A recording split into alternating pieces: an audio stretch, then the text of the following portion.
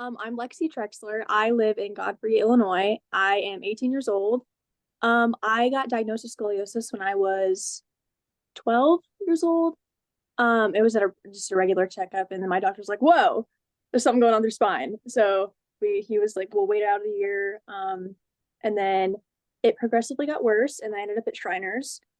And then I was told that I was borderlining the mark for surgery. So then my mom took it upon herself to go find some physical therapy, and we found Rachel, and I've been going to her since 2020, and it's been pretty great. Did you wear a brace, Lexi? I did. I wore a brace from like ages 12 to 14 years old, and it was pink brace. But I think then you I got too, didn't you? Didn't you have a white one first? white one. I had the pink one, and then it was a white one. Um, Hi, I'm Jillian Regnell. I'm 11 years old, and um, I live in uh I live in Maryland, and um, I have I have worn my brace since like 2022, I think, yeah, and I've been wearing it for almost 2 years. And have you done any physical therapy or anything else for your scoliosis? No, I have not. Um, I haven't got any surgery or anything. Mhm. My curve has gone down a lot. In fact, I think it was in like the 50s. Um, and now it's in like the 20s, teens. Woo! Yeah. Awesome. And what kind of ice cream do you like? Probably I have to say cookies and cream. My name's Ashley. My daughter is Hadley. She was just diagnosed in January, right after her 9th birthday. Kind of a fluky catch. Her neck kind of went out, and she was holding her shoulder all funny. And actually the PA at our pediatrician's office was like, maybe we should get that checked out, because I'm no expert. So we went to rule out scoliosis, and we ruled it in. So she was diagnosed with a 12 and 17 degree curves, but with just the one shot, Walter pointed out, her hips were not straight in that x-ray. So we aren't sure how accurate that is. So in July, we will be getting our second set of x-rays and hopefully getting a more accurate picture of what's going on. We've been, I didn't like what I was told, which was, we'll see what happens. So I aggressively started looking for things to do and was given Rachel's name and got in with her. So we've been doing therapy since April, and working through that and just kind of learning as we go. And my favorite ice cream flavor is coffee, but if Hadley was here, she would probably say mint chocolate chip. So yeah, I'm the newly minted division chief at the University of Florida. Go Gators! Yeah, after a long stint in Kansas City, go Swifties. And I've had a long career, 30 years now, of treating scoliosis. So my journey started very early on non-operative care, conservative care. And at this point, I've chalked up 3 brace courses that I've gone to and learned how to make some braces with my orthotist. And so it's been a long involvement with non-operative care, although I am a surgeon. And I've done, several thousand scoliosis surgeries at this point, and I've seen the evolution of treatment from aggressive early onset treatment, even in the first year, to a little bit of backing off on early onset and emphasis on metacasting and expert bracing for little ones. And now, of course, we've seen the early rehab after surgery, which gets kids back into action after their corrective surgery. And then, of course, we've seen the introduction of non-fusion techniques too. So there's this whole middle area between bracing and definitive surgery where we can tether, or we can use a single-sided device called an apifix or apifix. And so the landscape has changed a lot. But despite all that, I think my enthusiasm for effective bracing and collaboration with my physical therapist has only increased with time.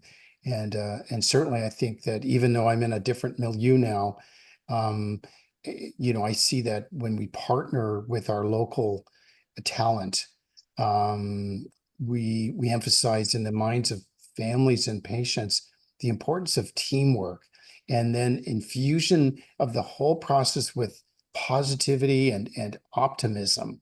This works, guys. And so this is why if you recruit the right people and invite them on your bus with you, you are going to have a successful practice, no matter what it is that you're offering, whatever's on your menu. So that's kind of my mantra. Invite the right people on your bus, and I think your families will appreciate that. Awesome. Do you have a favorite ice cream flavor? Rum and raisin. Mm. Yes, I'm Blake Montgomery. I am practicing at Washington University in St. Louis.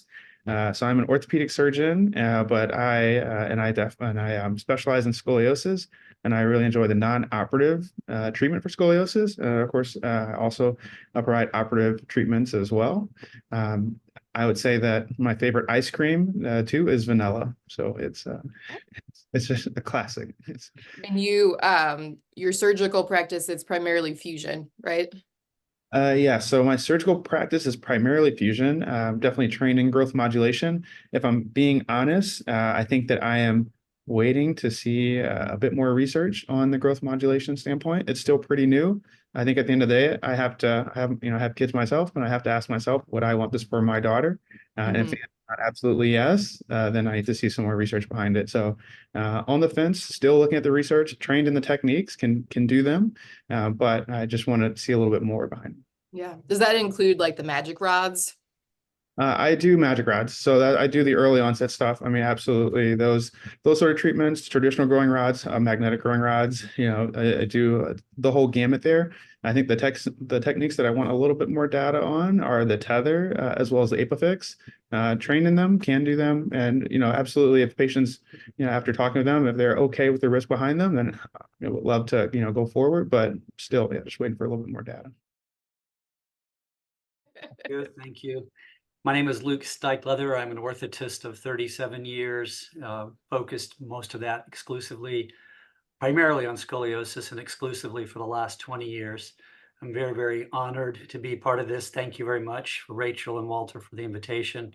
I'm pleased to know a few of you on this call as well. So I specialize at the National Scoliosis Center in just exclusively scoliosis, kyphosis, and spine-related care for pediatrics. So we've been doing this here in the center in the Fairfax, Virginia area for the last 10 years, and excited to have just opened some other offices, and thank you for the opportunity. My favorite ice cream is also vanilla. Awesome. Okay, my favorite ice cream is Cherry Garcia from Ben & Jerry. That's delicious. Okay. And I am a physical therapist, and also hold on a second, let me change here. I'm a physical therapist and training the specific exercises for scoliosis. Also, I am an orthotist and visit Dr. Rigo several times in the past few years. And I work with a couple of companies, and then I work privately in Florida before I met Luke. And once I met Luke, it was impossible not to join National Scoliosis Center. So I have a full-time with Luke at National Scoliosis Center, and I have a part-time in Florida and Missouri with Scoliosis Today. And the things that I have learned from different mentors, has been, in Barcelona with Dr. Rigo, with Luke. I also went to different places, including Russia. I went to Istanbul to meet people that are doing braces at a high level, like high volume, and definitely National Scoliosis Center is at the top of the places that I have visited.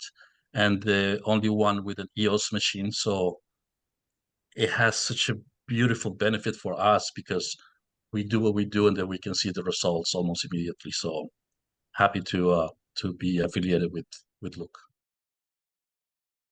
Sure. So my name is Cori Reynolds. I'm a physical therapist.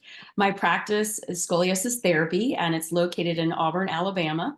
I moved here just a year ago from San Antonio, Texas, where I also had a clinic there and then worked at the Children's Hospital in San Antonio. I focus exclusively on treating spinal curvatures, so both children and adults.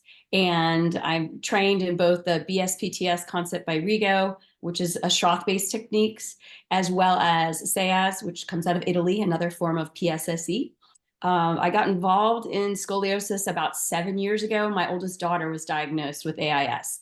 And so that kind of started me on a journey, which I didn't know where I'd be here today. So it's a pretty amazing journey. But I realized there was no one in my area in San Antonio at that time that was specialized in three-dimensional treatment techniques, whether it be bracing or therapy. So we had to travel quite far to get a brace.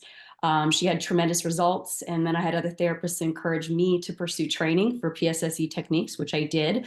So I started a private practice, started a hospital clinic, got involved in hosting bracing clinics, scoliosis screenings. I got involved in SOSORT, doing research. So really kind of the whole gamut over the last 7 years. And so it's been a really exciting journey and helping others. And my favorite ice cream, I won't forget, is the mint chocolate chip. So I think I heard that before. So I joined that party. And for Dr. Price, I'm a graduate of the University of Florida Physical Therapy program. So go Gators.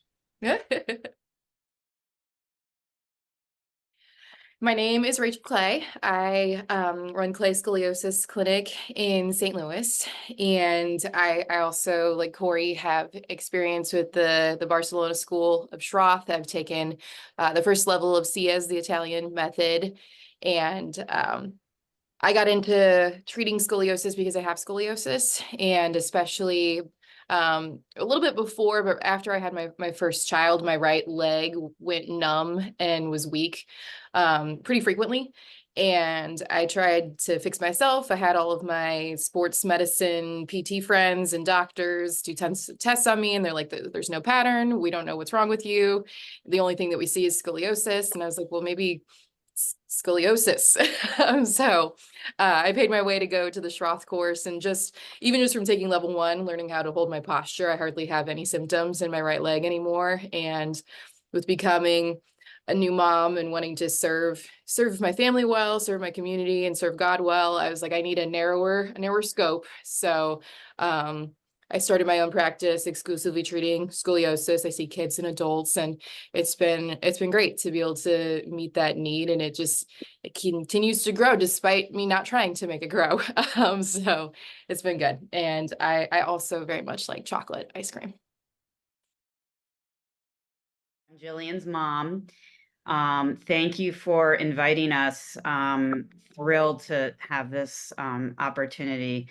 Walter, when I first met Walter because Jillian it all started off with the pediatrician, and Jilly bent down at her regular well visit, and there was a unevenness to her shoulders, and she said, let's go see the orthopedist. So we went and saw Dr. Tuck, who is now retired, and Dr. Tuck said, well, the best place is National Scoliosis Center in Fairfax if you can get in with them.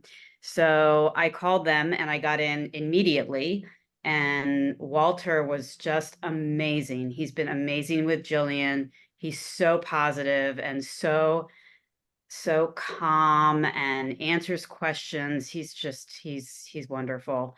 And Jilly has made so much progress. Her spine was somewhere in the 50s. And then Walter, she had only one brace for about it was probably 3 to 4 months. And then the curve significantly decreased. So then they had to make a new one, and they did that. She's on her 3rd brace, and she's a superstar. She's a rock star. She wears it all day long. and she's taught her friends about scoliosis. She goes to the scoliosis convention, went last year, planning to go this year. So I'm that's about it. Sorry, I'll stop talking. That's what this is about. What's your favorite ice cream? Oh, mint chocolate chip. For those that are doing serial casting, you know that you need to change the cast constantly. Jillian had 55-degree curve thoracic, and then once we put her in the brace, it went down to like 35 in brace, but she was getting taller, so the upper section was not long enough. Initially, the trimline was on the axilla, but then she got taller and bigger. But the intention was to have one of the concepts of FRCSC, which is elongation. And by doing that with the second brace, we got it like low teens on the thoracic that was 55. And that allowed her to be out of brace in like 30 degrees or so. So, yeah. She has an X-ray coming up on next week. So that we'll see even hopefully more. So thank you, Walter. Thank you, guys. This is Hadley. Yes. Can you say hi? Hi. There's Walter. There's Rachel. Hello. All right. So I was going to ask your questions, okay? Okay. So I'm on the call. Okay. All right. You want to sit down? You can go back up. Okay. Sorry, you guys. Okay. So I kind of started talking about this in the introduction. We just found out in January. And, with the 17 degree, the 12 and the 17 degree, I was like shocked. And the person who was like, yep, she has scoliosis. And I go, well, what do I do? And she's like, well, we'll get another x-ray in July and we'll see. And I'm like, see what? She's like, well, we don't brace until 25 degrees. So we'll just wait until that happens. And I was just like, Lord, spent several days in shock, if not weeks. And I have an awesome aunt who was like, what? I will start doing research on your behalf. So she started looking at things, sending me information.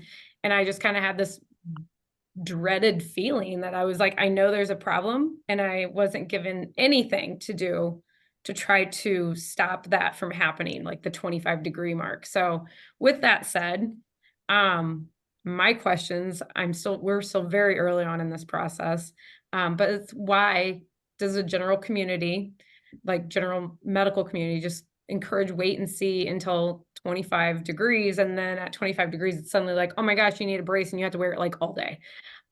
So why is there not an in-between that's being offered? I had to seek that out and find it for myself. That was not offered to me through, where we're at, but they've gone along with everything. I appreciate that so much whenever I've needed the prescriptions and such. But why just in general do we just wait till 25 degrees? My kind of comparison, my metaphor is we wouldn't tell someone who had cancer that we found out at stage 1 that we'll wait till stage 3 to do something. So why are we doing that with scoliosis? When you talk about like in between, that's talking about like the therapy, but also are you asking about like part-time bracing? Right. Yes, because we're waiting to get a second data point on our x-ray, since we've only had one and we didn't feel like it was super accurate. So we're trying to just kind of assess what's going on and if the Schroth therapy is helping the curve. But yeah, why wasn't anybody like, well, you can do this and you can do this and we can help you find this, or have you considered part-time bracing? Like that's all kind of, I had to dig for that and come to Rachel and like even know that was even an option. Yes, this is a question that could kind of go to anybody. So if any of the doctors, orthotists, therapists feel like they want to tackle it. Can I weigh in a little bit? Ashley's mom asks the big question, which is, what's the science behind our advice, right? So whether we're treating cancer or pneumonia or a cardiac condition, what we owe to the patient and the family is the best evidence-based advice, right? Because if we're shooting from the hip and it's just our instinct and intuition, then we're going to be inconsistent. So we owe it to our patients to not go with our gut, but and this applies to almost every aspect of healthcare. So there's a long history of treating scoliosis. It's hundreds of years. And there's a lot of things that have been jettisoned over the years. And in my long career now, I've seen a steady support for bracing. Now, a lot of the old literature really looked backwards, and there wasn't a lot of really top-notch papers and studies that went prospective. And that changed probably in the last generation and a half. And there was a really important study that was published now about 11, 12 years ago, New England Journal, where we braced in one group and we observed the other group. And we had monitors in, and Luke was actually front and center as supervising, quality and assessor in the background. I was at one of the centers that provided patients. So it got published, and basically it did turn the whole meter and advance the ball, to mix my metaphors here a little bit.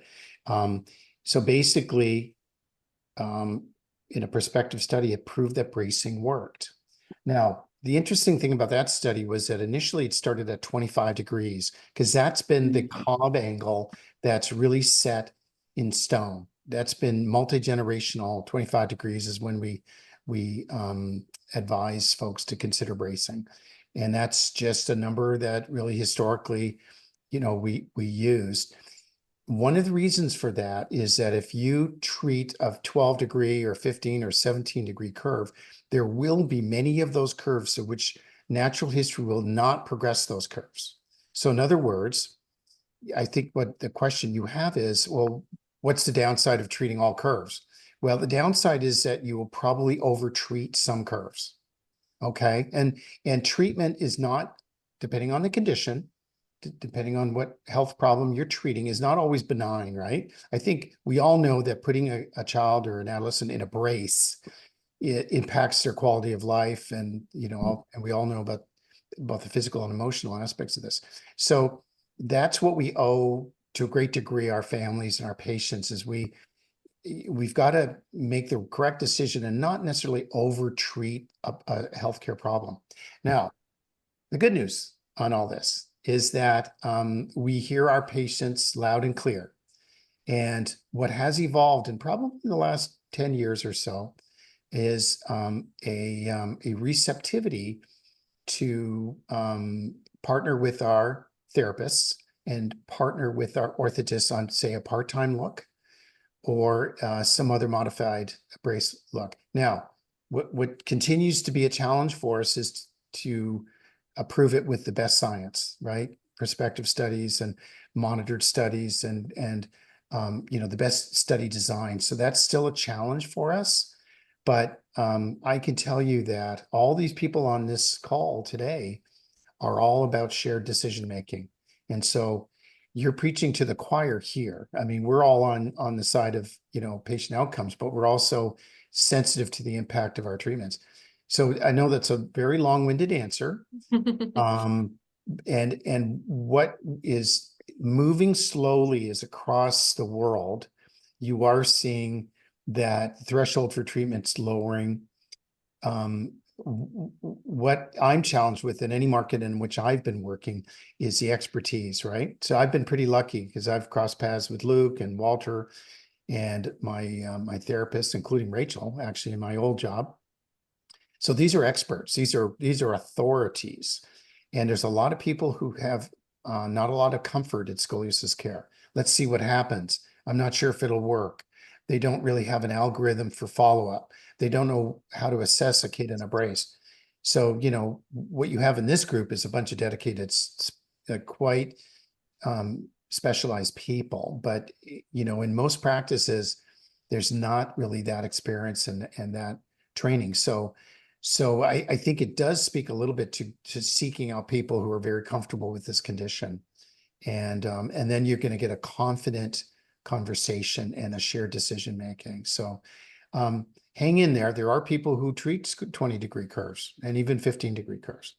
But that's the answer, is that historically, a lot of the societies that review the literature just said the literature is lacking on this. And so that's really kind of the pat answer to a question like that.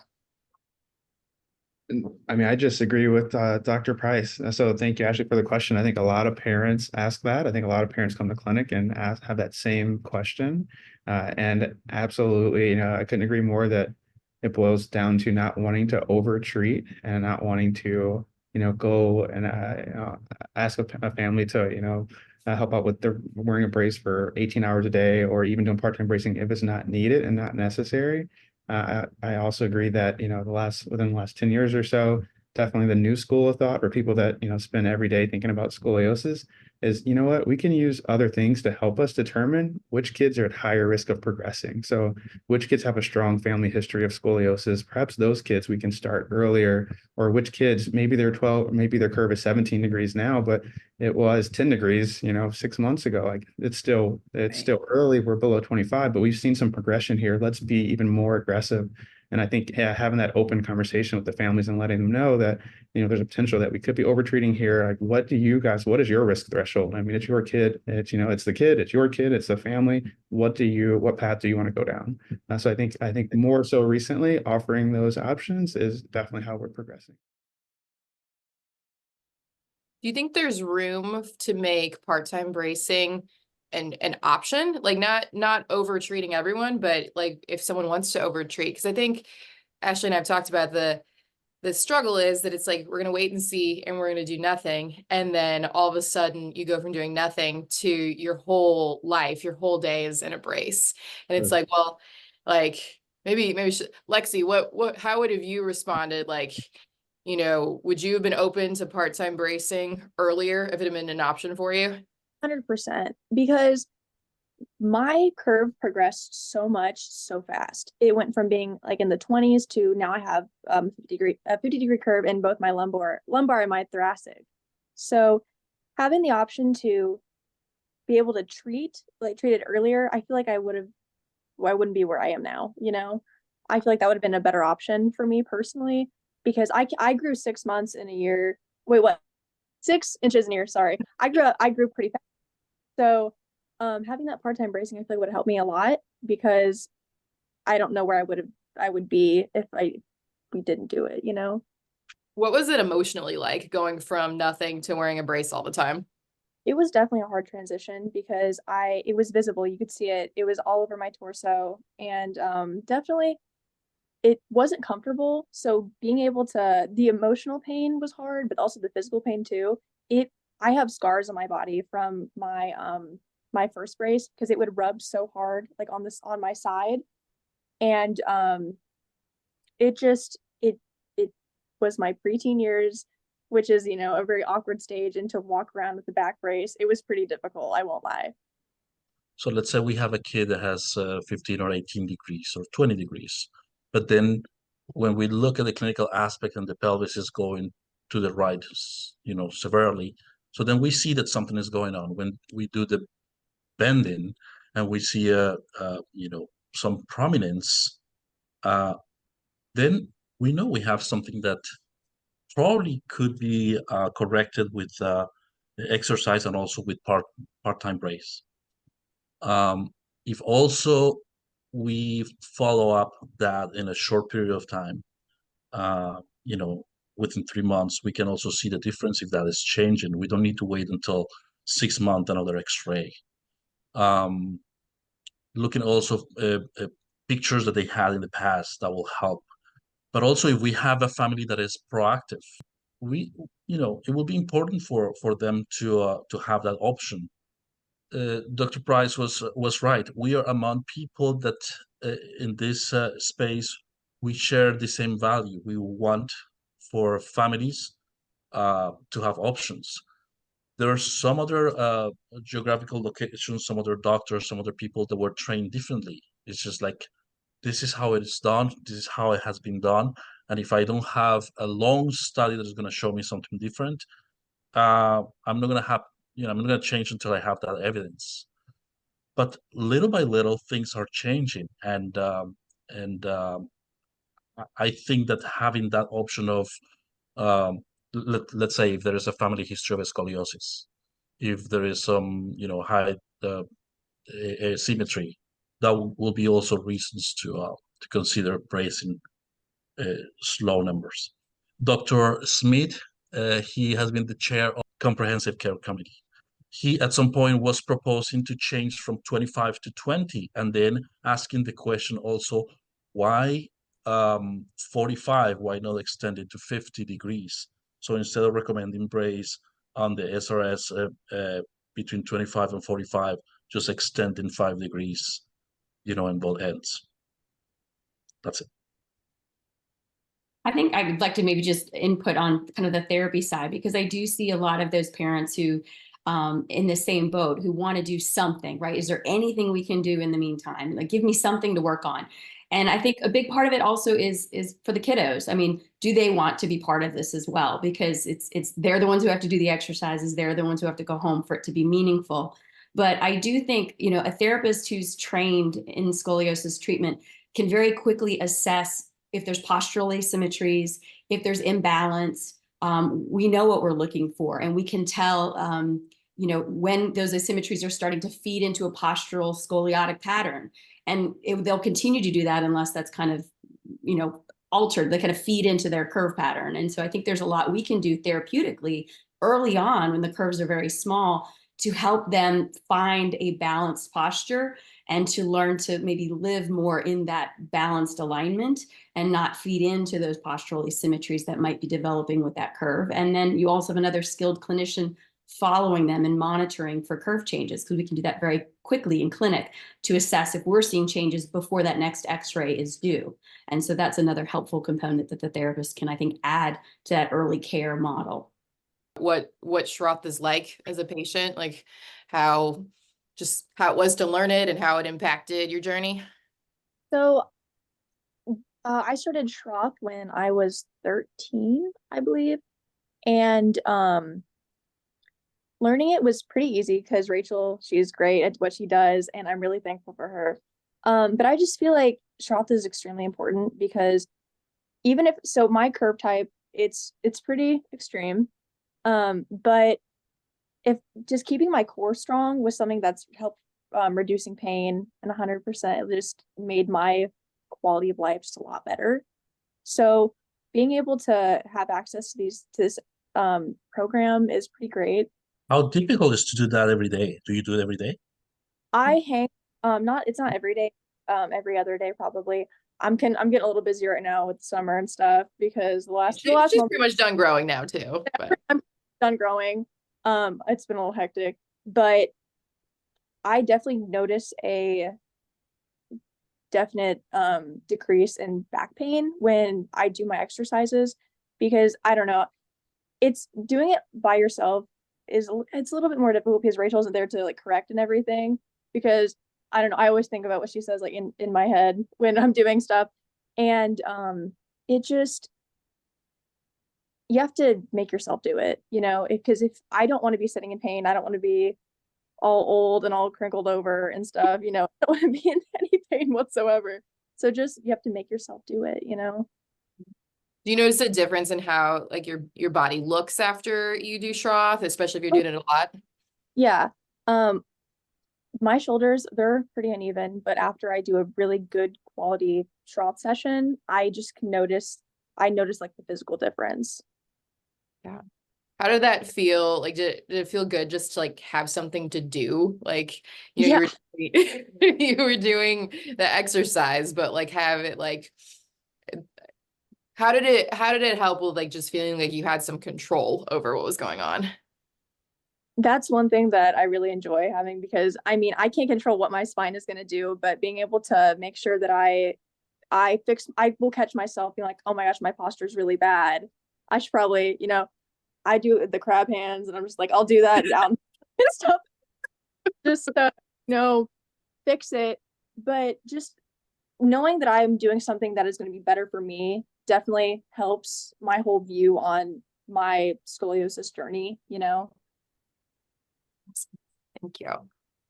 Jillian hasn't done any PT so far, and I know there's a reason for it, partly because, you know, she is still growing, but I was just wondering, you know,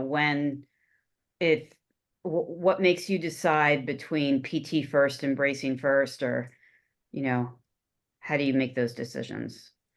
I think PT can be started at any time. The challenge with young kids is figuring out how to not have them get burnt out. And so like Ashley, I'm working with her daughter Hadley, and she's 9, and I do like a junior version of the program if they're less than 11, because we really want to make sure that they're hitting the exercises hardest when they're highest at high risk. And that's going to be like that 11, 12, 13, where they're going through their major growth spurts. So I think it depends some on the personality of your kid. Like if like Lexi was really athletic, so she was like happy to have something to do. And so with someone with her personality, I could have started her a lot earlier. But if you have a kid that doesn't like to exercise as much, and they're more into more passive activities, then it's kind of like gauging like how there's so many emotional struggles in scoliosis that if I start this early, how much of an asset is this going to be and how much of a burden, and weighing all those different things. I think Right. you can start it at any point in time, just being mindful, like, are giving the appropriate dosage for where the individual's at and how long they're going to be doing the exercises. Right. Okay, I was just curious. I think a lot of it also is risk of progression. And so if we've got an 18 or 19 degree curve in a 13-year-old who's already showing skeletal maturity or some signs of early skeletal maturity, that's different than a 19 degree curve in a 10-year-old or a 9-year-old who is many years of growth still left. So I think what we're looking at, risk of progression and kind of where the exercise component fits in, and also the monitoring. But I agree that I do a light program as well for the younger kids, and really what's most helpful. I think, looking at how much time they spend sitting, standing, and trying to help them improve kind of how they hold themselves, and strengthening to be able to sustain more balanced alignment. So I think that's what we look at early on. We have a lot of experts that have treated many patients of scoliosis with surgery, with bracing, with exercises, but none of us had a brace on. You're the only one that had a brace. Oh, Lexi, do you have a brace? Yes, you also have a brace. Yes, on the two of you. So I want to know about that impact. Like, what happened at school? What happened with your friends? Are you really like shy about it? Are you open? And you're mute, Jillian. Do you want to unmute? So, I start last year. It was a big adjustment. It took a while. It took like only a week to get used to, but in school, I'd say that, I mean, sitting down in like a school chair, like it's, it's like a normal thing. But it just feels like you feel pressure, and that pressure is like, I know it's like fixing like my curve, and I mean, on the first like couple days of my brace, I was constantly moving in my chair. I even had that. I had even but eventually I got used to it, and and sometimes I'd forget it's there. Normally I take it off for like in like PE. I keep it on for, I keep it on most of the day unless it's really bothering me. But Do your friends and your classmates know you have a brace? yeah, most of my friends, I think all of them know I have a brace. And it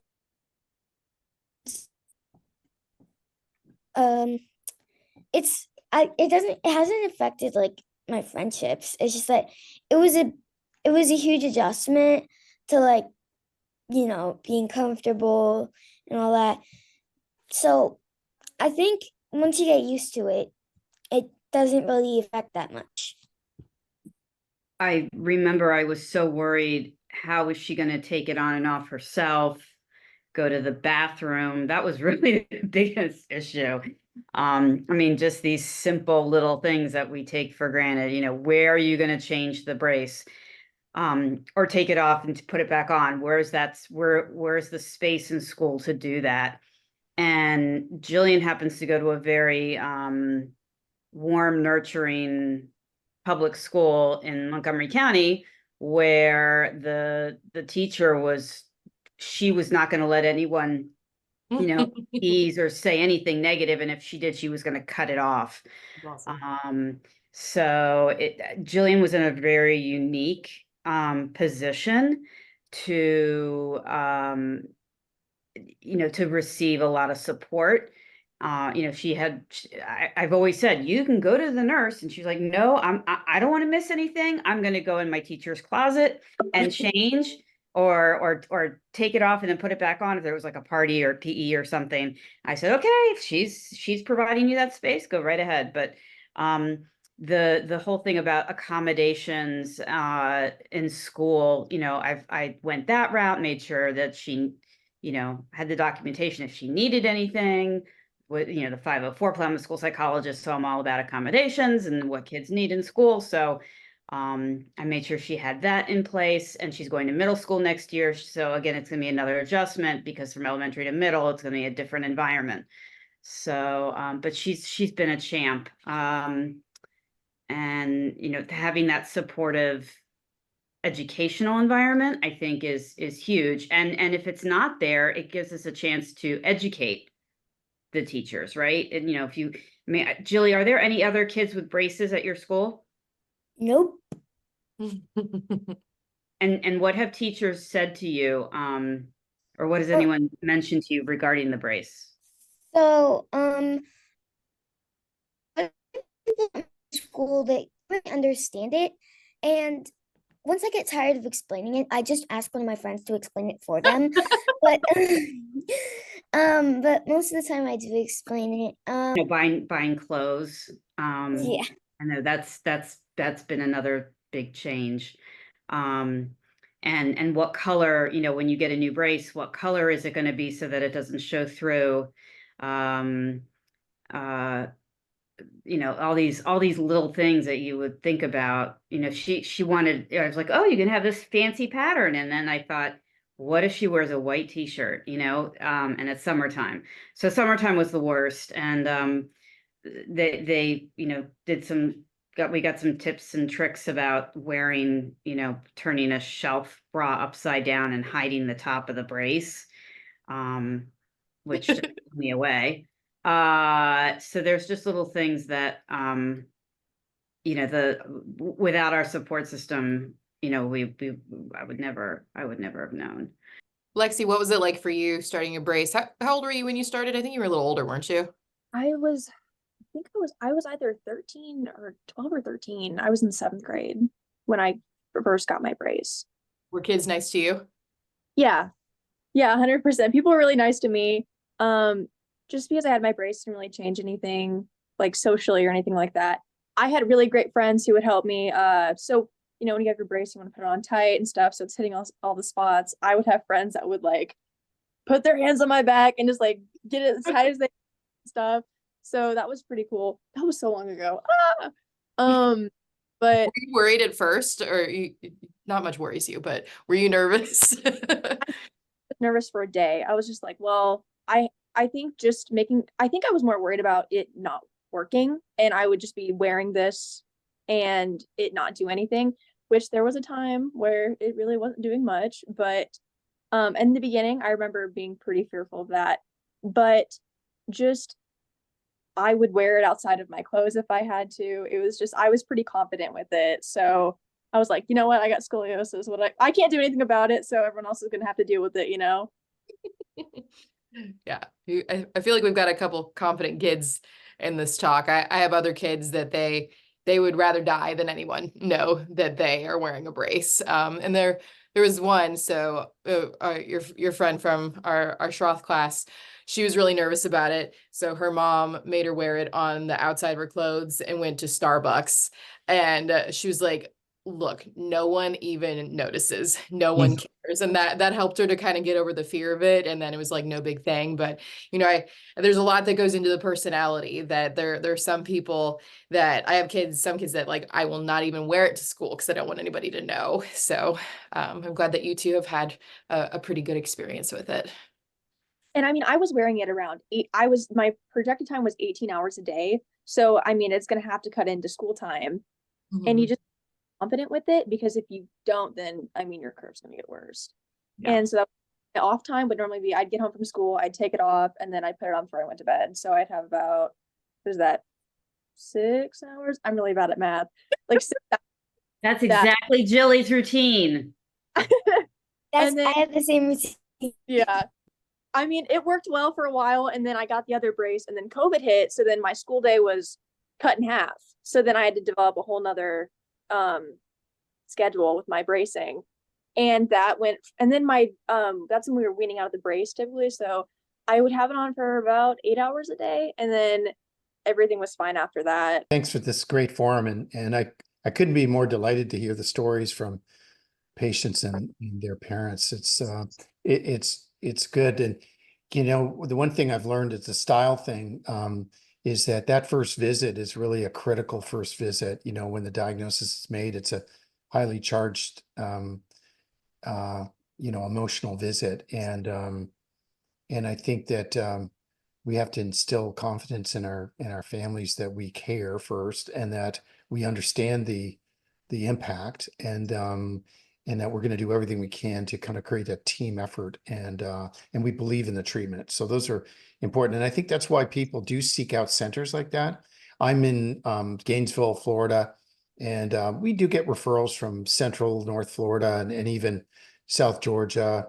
You know, I've seen kids from a few other states as well. So I'm blessed that I have 3 extenders, a PA and 2 nurse practitioners, and 2 partners who do scoliosis, doctors Stephanie Einow and Jessica McQuarrie. So there's, you know, we have a spine center, and so we do the full age spectrum, and because there are not a lot of people who want to look after young adults, we will take those kids who've turned into adults as well.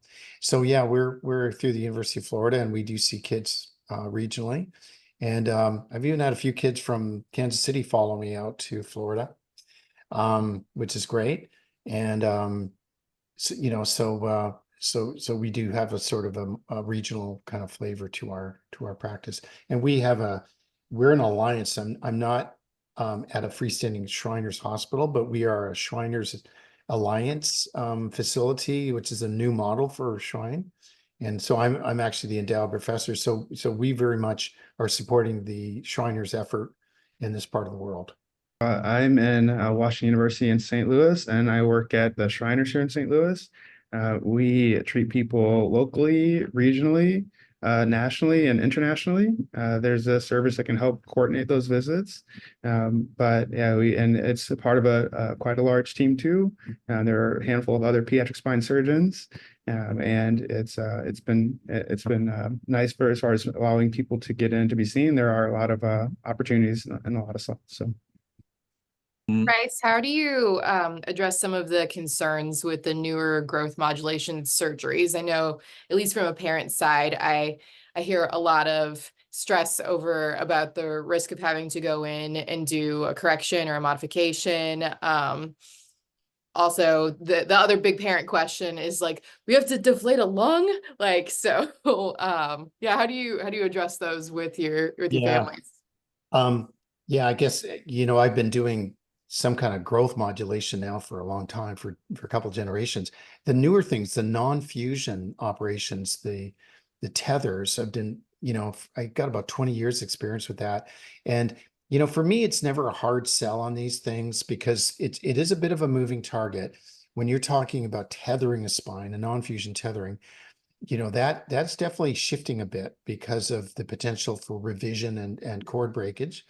So you have to just really take the time. I have, you know, acrylic models. I show X-rays. I show patient outcomes. I'm quite narrow in who I offer to, so I haven't really had the kind of the nationally published revision rates in my own practice, which is about about a 20% revision for tether and about a 40% breakage. The ApiFix has about a 20% revision rate as well. That's the single side device. So, I think if you are narrow in your indications in who you offer to, and you're very transparent about risks and benefits, and as Dr. Montgomery correctly pointed out, and so what I would say is that we have to be very transparent about the pros and cons. And it's like everything in medicine, it's the shiny new thing, and people will sometimes seek you out because they know you do it, but then you have to just carefully and very transparently explain it in a way that is understood, because we tend to forget about that we're talking to often lay people, and if we get too technical and we don't make sure they leave understanding that we might not be on the same page. So that's how I approach it. I think there's a role. I think that we're certainly using our evidence-based approach to it.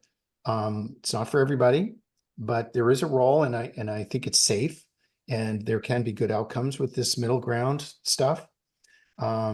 Nothing like follow-up. So I'm very much an advocate of if you do a procedure, you owe it to the family to follow them for years.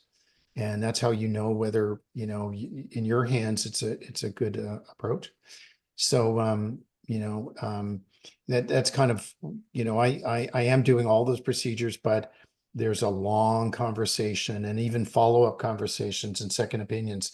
So we make sure that everybody, really understands the newer technology and techniques. What are your parameters? Are you pretty specific with Sanders, location, and comment? So to get into the tall grass a little bit, like for instance, with tethering, there's less enthusiasm for thoracic tethering. Frankly, I've had very few issues with the single lung stuff. It's not really that big a mystery to medicine. We've been doing it for decades, and it's fairly safe. There are potential complications. Where the enthusiasm seems to be increasing is to do it lower in the spine now, thoracolumbar and lumbar, with a conventional operation potentially in the thoracic, which a conventional 2-rod procedure, very predictable outcomes. And so that seems to be where the pendulum has swung in the last few years. It's a moving target a little bit. And the indications are between 35, 40, and about 50, 55 degrees. I tend to do it in younger patients who are still rapidly growing. So a Sanders kind of 2 or 3, Risser 0. I still kind of lean in on the growth modulation part of it. ApiFix, which is a single rod, again, about 35 to about 55 degrees.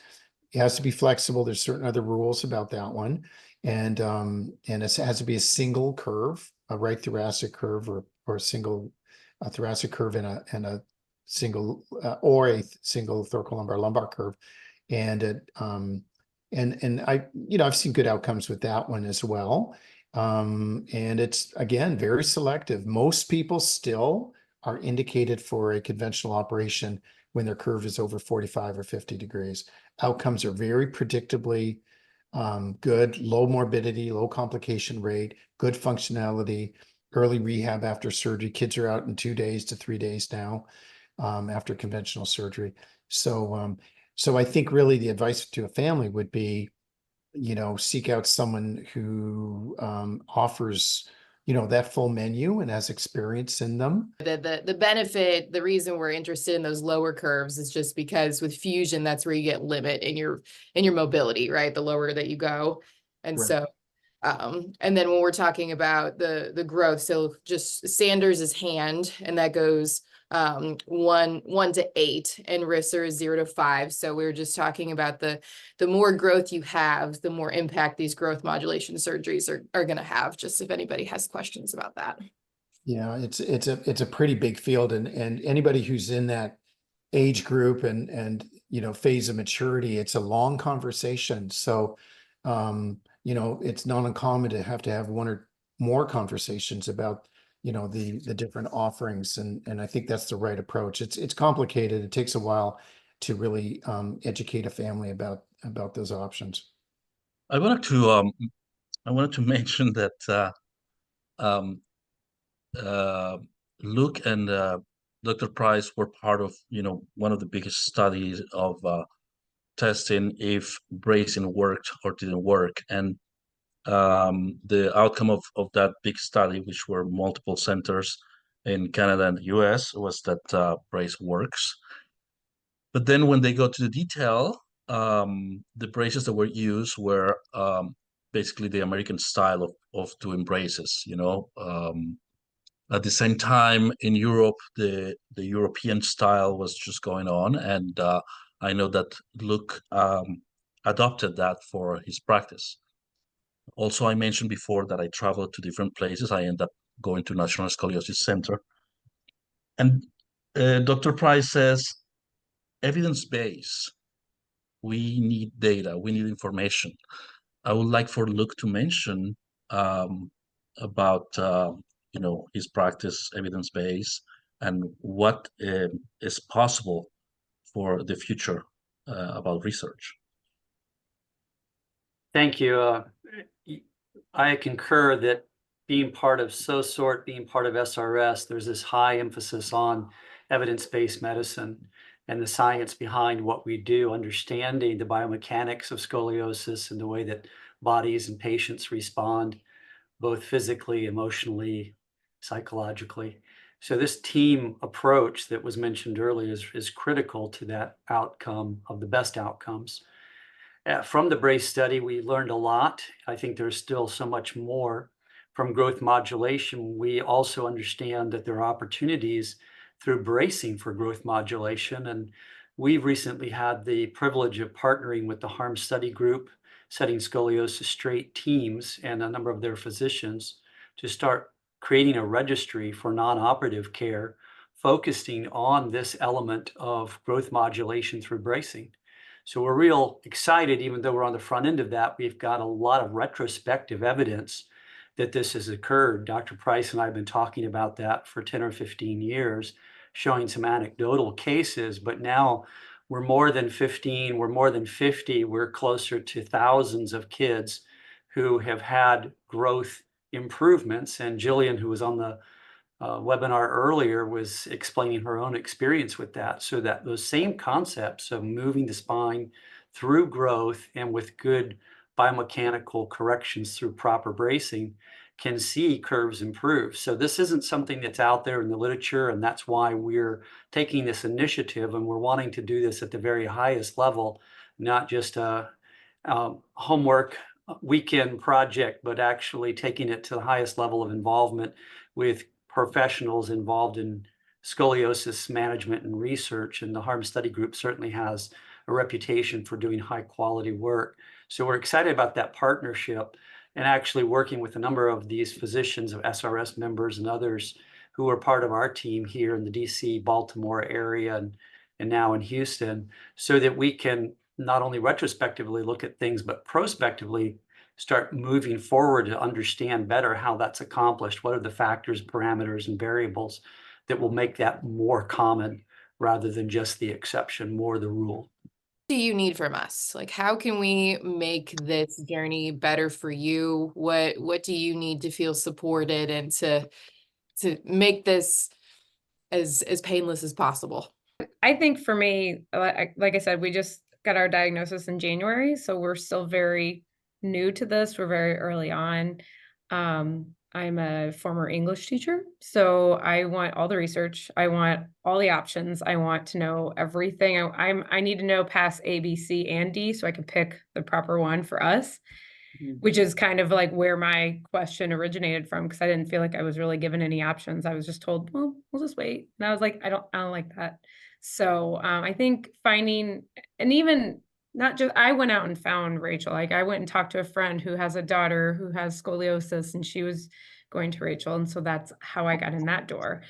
I wasn't told that at our appointment. So I think just really trying to get not just the information out there, but getting common practice when you're diagnosed, here are some options. If you don't immediately need surgery, immediately need bracing, here's some information just to help me through. Cause I was in a stupor. I didn't know what to do. Wasn't given any options, and I had to go find my options. Thank you for sharing. I think if pediatricians also are more aware of what to look for, I was fortunate. I mean, Jilly was 10, and I thought, well, why didn't you catch this even earlier at 9 or 8? I don't remember her bending over at her well visit when she was 9. I just don't remember that. So, and maybe she didn't have it the year ago and it progressed that fast. I don't know. But yeah, I definitely think if more pediatricians had more access or had knowledge of, this is why, starting at age 8 or whatever it is, and maybe the surgeons can chime in on this, to really, screen for it, then there'll be more knowledge out there. So yeah, anybody who treats scoliosis is very very supportive of early detection. Only 20 to 22 states now have mandated school screening, so that's fallen off the map. So we do have to lean in on primary care doctors looking in late grade school and middle school for it.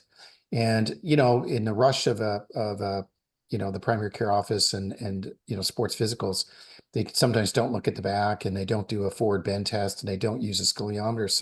So it behooves us, as all the specialists on this webinar, on this call here, to keep supporting our primary care docs. We're putting a regional update together here in Central Florida at UF in the next few months with one of the topics, early detection of scoliosis.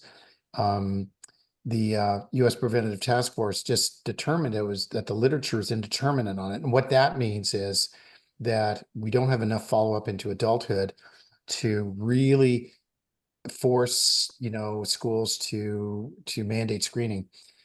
So it's a state by state sort of thing right now. But I think early detection is important, because the earlier you jump on it, the more effective your non-operative care will be. So stay tuned. I think it is starting the pendulum swinging back again. And we're partnering with our primary care doctors to look for scoliosis in the office. I think the concern, didn't it drop off for a while just because of concern of over screening and too much radiation exposure? Is that why lots of states dropped it?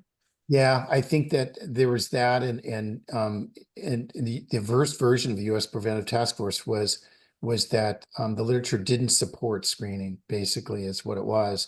Now it's indeterminate. So in the era of low radiation and EOS and surface topography and all these other methods, we can reduce the exposure. But you're right. Yeah, there were a lot of needless X-rays done. And so the pendulum shifted way away from early detection. But I think there's been a lot of life breathed into scoliosis management, both therapy and bracing in the last generation. The SRS has embraced it. They've partnered with SOSORT. So I think we're definitely educating more orthopedists and non-orthopedists. The orthotists, of course, are already dedicated to it as our therapists. But I think there was, particularly in some parts of the world, not enough insight into scoliosis management, and it was a bit laissez-faire. And so now we have lunchtime symposia and a half-day symposia on non-operative care through our society. So it's encouraging to see that people, Dr. Montgomery's generation have embraced it in a very high level of sophistication and using evidence-based medicine. And so I foresee only, improvement on this, and to address, the parents' concerns. And also, I think that the school systems was suspended because the question was, okay, once you find the scoliosis, what are you going to do? There's no evidence that braces work back then. So that's why, you're going to find something, you don't have a solution. What's the point? Yes. But things have changed, and then that hasn't been taken back, but probably will. All right, we have almost close to our hour to finish. So if there's any last comment from anybody, any last question, otherwise we can wrap it up. And we want to thank everybody for being part of this conversation. And so thank you, all of you. And until next time. Yeah. Yeah. And special thanks to the families too for really taking time to talk with all. That's great. I mean, I was scoliosis every day, but hearing more from you guys it's always insightful. So thank you. Thank you guys for doing this. I really appreciate this a whole lot. You go, girl. And thank you for your time, doctors. I know you all are very busy, so we appreciate it too. Thank you, everyone. Pleasure to be with you. Thank you. Thank you, everyone. Thanks for putting it together. Nice job, everybody. Really appreciate you. And then if there's anything we can do to support your reaching out to pediatrics, we'll happily help. Stay tuned. Answer your All right. texts. All right. Walter wants to be in charge of that one. All right then. Good. Bye. Bye-bye. Bye. everyone.